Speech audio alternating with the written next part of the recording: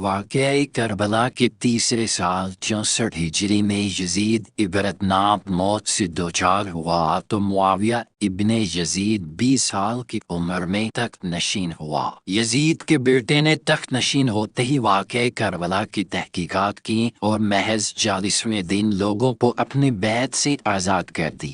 بنو امیہ نے اپنے خاندان کے طاقتور لوگوں کی ایک بیٹھک بلائی جس میں مروان بن حکم بن الاس بن امیہ کے ہاتھ پر انہوں نے بیعت کر۔ مروان کے تخت نشین ہوتے ہی یزید بن معاویہ کو زہر دے دیا گیا۔ مروان نے 1 سال حکومت کی اور پھر اس کی وفات کے بعد اس کا بیٹا عبد الملک تخت نشین ہوا۔ عبد الملک بن مروان کا دور حکومت تھا کہ جب مختار ثقفی کو کوفہ پر تسلط حاصل ہوا۔ مختار بن ثقفی تابعین میں سے تھا اور اس کے والد حضرت ابو عبید ثقفی رسول اللہ صلی اللہ علیہ وآلہ وسلم کے مشہور صحابی تھے۔ 61 ہجری میں واقعہ کربلا برپا ہوا اور مختار نے 66 ہجری کو حکومت وقت کے خلاف تلوار اٹھائی اور یہ قسم کھائی، اگر میں کسی بھی ایسے شخص کو قتل نہ کروں جو واقعہ کربلا میں ملوث تھا تو مجھ پر خدا کی لعنت ہو۔ ناظرین گرامی، یہی وہ قسم تھی کہ جس نے مختار ثقفی کو مقبولیت کی بلندیوں پر پہنچا دیا۔ جب نواسہ رسول سیدنا حسین نے حضرت مسلم بن عقیل کو کوفہ میں اپنا سفیر مقرر کیا تو مختار ثقفی نے حضرت مسلم بن عقیل کی مہمان نوازی۔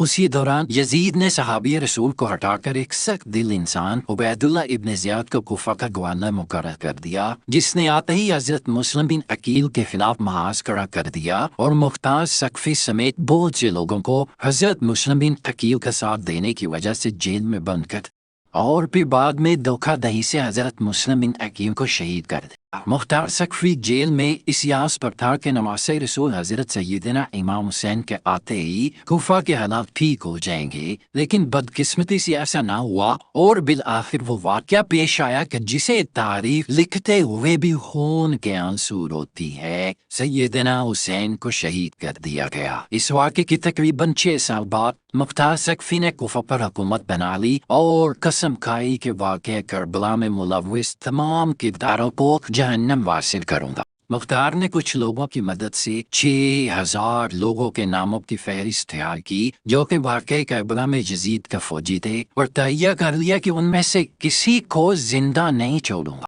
میں انہیں عبرت کا نشان بنا دوں گا۔ آئیے اسی فہرست میں سے کچھ بڑے لعینوں کی موت کا ذکر کرتے ہیں جو کہ مختار کے ہاتھوں عبرت کا نشان بنے۔ سب سے پہلا عمر بن سعد کی بات کرتے ہیں۔ عمر بن سعد کربلا میں امام حسین اور اصحاب کو بے دردی سے شہید کرنے والے لشکر کا سپہ سالار تھا۔ مختار نے عمر بن سعد کو قتل کرنے کا عزم کیا اور کہا کہ میں بہت جلد ان صفات کے حامل شخص کا قتل کروں گا کہ جس کا قتل زمین و آسمان اور اس کے تمام رہنے والوں کے لیے خوشنودی کا باعث بنے۔ حسین نامی ایک شخص اس مجلس میں بیٹھا ہوا تھا۔ وہ مختار کی بات سمجھ گیا اور اپنے بیٹے عریان کو عمر ابن سعد کے پاس بھیجا اور اسے خبردار کر دی۔ دوسرے دن عمر بن سعد اپنے بیٹے حفص جو کہ جنگ کربلا میں بھی اس کے ساتھ تھا مختار کے پاس بھیجا تاکہ اس کے ساتھ گفتگو کرے۔ حفص جب مختار کے پاس پہنچا تو مختار نے اپنے ایک فوجی افسر کو جس کا نام کیسان تھا اسے مخفیانہ طور پر اپنے پاس بلایا اور سارے حکم دے دیے کہ ابھی تم عمر بن سعد کے پاس جاؤ اور اس کا سر تن سے جدا کر کے میرے پاس لے آؤ۔ ابن قتیبہ کہتا ہے کہ کیسان مختار کے حکم سے عمر بن سعد کے گھر میں داخل ہوا اور دیکھا کہ وہ بستر میں بیٹھا ہے۔ جب اس نے کیسان کا حشرناک اور غضب آلود چہرہ دیکھا تو اپنی موت کا یقین کر لیا اور چاہا کہ اپنی جگہ سے اٹھ بھاگے، لیکن لحاف میں اس کا پاؤں پھنس گیا اور وہ بستر کے اوپر ہی گر گیا۔ کسان نے بغیر کوئی مہلت دیے اسے وہیں قتل کیا اور اس کا سر تن سے جدا کر دیا، اور یوں اس کی زندگی کا آخری ذلت امیز وقت اور ننگین باب ختم ہوا۔ کسان جب عمر ابن سعد کا منحوس سر لے کر مختار کے پاس آیا تو مختار نے عمر کے بیٹے حفص کو خطاب کر کے کہا، اس کٹے سر کے مالک کو جانتے ہو؟ اس نے کہا ہاں، اور اس کے بعد زندگی میں کوئی بلائی نہیں کی۔ مختار نے کہا ہاں، تیرے لیے واقعتاً زندگی فائدہ مند نہیں رہی، اور حکم دیا کہ حفص کا سر بھی تن سے جدا کر کے اس کے باپ کے سر کے ساتھ رکھ دیا جائے۔ اور اس کے بعد مختار نے کہا عمر بن سعد کا سر حسین کے بدلے اور حفص کا سر علی اکبر کے بدلے۔ لیکن فوراً اپنے جملے کی تردید کرتے ہوئے کہنے لگا، ہرگز نہیں، خدا کی قسم، کبھی یہ برابر نہیں ہو سکتے، بلکہ اگر میں قبیلہ قریش کے 3/4 حصے کو بھی قتل کر دوں تب بھی حسین بن علی کی انگلی کے ایک گرہ کے برابر بھی یہ نہیں ہو سکتا۔ اس کے بعد مختار نے دونوں کے سر سیدنا علی شیر خدا کے بیٹے حضرت محمد بن حنفیہ کے پاس بھجوا دی۔ دوسرا بدبخت خولی بن یزید تھا جو کہ مختار کے ہاتھوں کتے کی موت میں۔ یہ خولی وہی شخص تھا کہ جس نے نیزے پر حضرت سیدنا امام حسین کا سر انور چڑھایا تھا اور کوفہ ابن زیاد کے دربار میں لے جا کر ہو بھی نام و اکرام حاصل۔ بعض روایات تو یہ بھی ہیں کہ اسی نے سیدنا حسین کو آخری نیزہ مارا۔ کوفہ پر حکمران بنتے ہی مختار ثقفی نے اپنے کوتوال ابو عمرہ کو چند فوجیوں کے ساتھ خولی بن یزید کی گرفتاری کے لیے بھیجا۔ ان فوجیوں نے آ کر خولی کے گھر کو گھیر لیا۔ جب خولی کو علم ہوا تو وہ چھپ گیا اور اپنی بیوی سے کہا کہ تم ان فوجیوں سے کہنا کہ مجھے خولی کے بارے میں کچھ نہیں پتا۔ کوتوال نے اپنے فوجیوں سے کہا کہ خولی کے گھر کی تلاشی لو تاکہ پتہ چل سکے کہ خولی گھر میں ہے یا نہیں۔ خولی کی بیوی وہی تھی جس نے سیدنا امام حسین کے سر انور سے پوری رات محبت کی تھی اور وہ خولی پر ناراض رہی تھی۔ جب سپاہیوں کو خولی نہ ملا تو بیوی نے ہاتھ کے اشارے سے بتا دیا کہ خولی تو وہاں چھپا ہے اور منہ سے کہنے لگی خولی گھر پر نہیں۔ خولی سر پر ایک ٹوکرا لیے چھپا تھا، اس کو گرفتار کر کے لے کر آ رہے تھے کہ راستے میں ہی مختار ثقفی مل گیا۔ وہاں ہی مختار نے خولی کے گھر والوں کو بلا کر سب کے سامنے اس کے سر کو جدا کیا، پھر اس کو آگ میں پھینک دیا۔ جب تک خولی کا جسم راکھ نہ ہوا تب تک مختار اپنی جگہ سے نہ ہلا۔ پھر اپنے فوجیوں سے کہا کہ اس راکھ کو ہوا میں اڑا دو تاکہ اس بدبخت کی خاک کا بوجھ زمین سے کم ہو سکے۔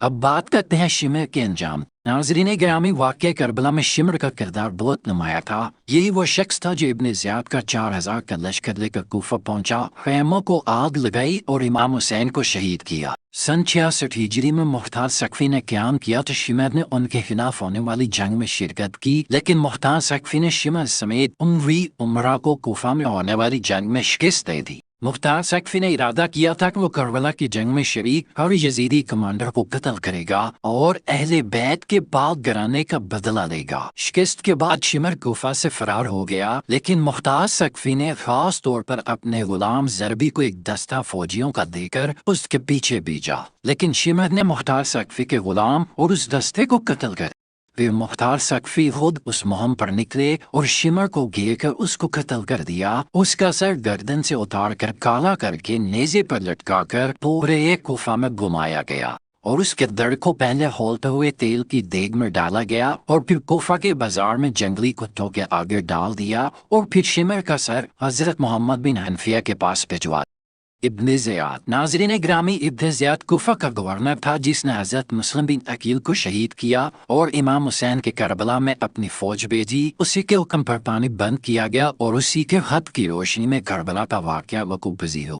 مروان کی حکومت میں ہی سلمان بن سعد خزائی نے توابین قائم کیا جو کہ کوفہ کے توبہ کرنے والوں پر مشتمل تھا جو نواسۂ رسول حضرت امام حسین کی شہادت کا بدلہ لینا چاہتے تھے۔ مروان نے ابن زیاد کو ہی توابین کے مقابلے کے لیے بھیجا۔ 65 قمری میں مروان کی موت واقع ہوئی، لیکن ابن زیاد نے پیش قدمی جاری رکھی اور عین الوردہ کے مقام پر توابین کو شکست دی تھی۔ اس کے بعد ابن زیاد جزیرہ کے شہروں کو تحت فرمان لانے میں مشغول ہو گیا۔ پھر اس نے مختار کے تابع موصل پر حملہ کیا۔ مختار کے طرفدار تقویت میں عقل نشینی اختیار کی اور مختار بن ثقفی کو اس حملے سے آگاہ کیا۔ مختار نے اپنی سپاہ بھیجی جس نے ابن زیاد کی بھیجی ہوئی فوج کو شکست سے دوچار کیا۔ چنانچہ مختار ثقفی کے لشکر کی کامیابی کے بعد ابن زیاد نے بدلہ لینے کے لیے ان پر حملہ کیا، جبکہ اس بار مختار ثقفی نے ابن زیاد کے مقابلے کے لیے ابراہیم بن مالک اشترا کو بھیجا۔ چنانچہ دریائے خاضر کے ساحل کے نزدیک موصل سے 5 فرسخ کے فاصلے پر عراقیوں اور شامیوں کی بہت بڑی جنگ ہوئی، جس میں محرم 67 ہجری کو ابن زیاد نے شکست کھائی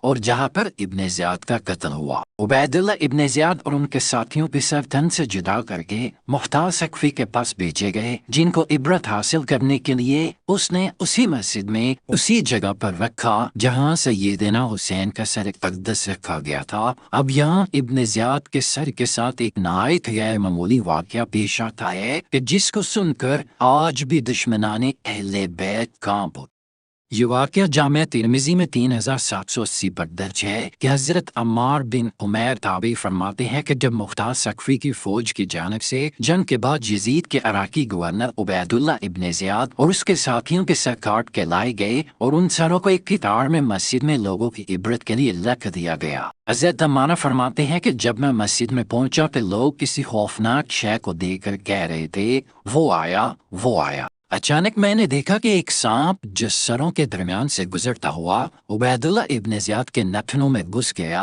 اور تھوڑی دیر بعد اس کے سر میں رکا اور پھر منہ سے نکل گیا۔ کچھ دیر بعد دوبارہ شور برپا ہوا وہ آیا وہ آیا۔ حضرت عمارہ تابعی کہتے ہیں کہ اس طرح اس سانپ نے 2 یا 3 بار یہ عمل دہرایا۔ اس کے بعد بات کرتے ہیں حکیم بن طفیل طائی کی۔ یہ حکیم بن طائی طفیل وہ تھا کہ جس نے حضرت عباس علمدار کے لباس پر قبضہ کیا تھا۔ حضرت سیدنا حسین کو تیر مارے۔ مختار نے اپنے سپاہیوں کو اس کی گرفتاری کے لیے بھیجا تو جب وہ اس کو پکڑ کر لا رہے تھے تو اس حکیم کے گھر والے عدی بن حاتم طائی کو حاتم طائی کا بیٹا تھا، اس کے گھر والے اس کے پاس گئے۔ انہوں نے کہا تم مختار سے سفارش کرو۔ مختار عدی کے ساتھ بہت ہی عزت کے ساتھ پیش آیا اور مختار نے اس کو پاس بٹھایا اور عدی بن حاتم طائی نے اپنے آنے کی وجہ بتائی تو مختار نے کہا آپ محمد کے نواسوں کے قاتلوں کے بارے میں سفارش کرتے ہو؟ اس نے کہا حکیم پر جو کا الزام ہے۔ مختار نے کہا اچھا ہم اس کو چھوڑ دیں۔